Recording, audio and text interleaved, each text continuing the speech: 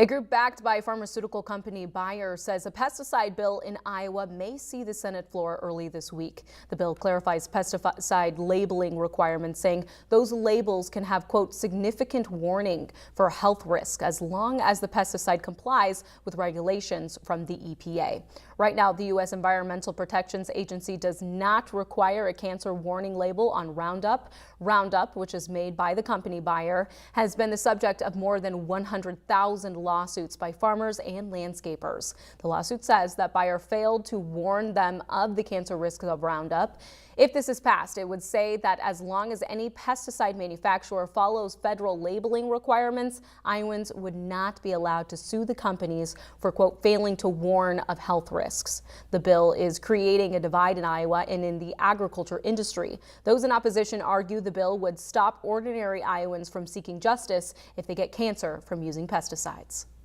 The pesticide bill actually would eliminate an individual from going to civil court. So with that pesticide, they continue to say it's a labeling bill, but it's much more than a labeling bill. However, Modern Ag Alliance, a group founded by Bayer and backed by many farmer groups, says the bill wouldn't stop farmers from suing for some health-related reasons. They say agriculture sits between a rock and a hard place. That's because regulators don't allow disclaimers on products like cancer warnings without scientific justification. If they do, it's called misbranding and means the product can't be on the market.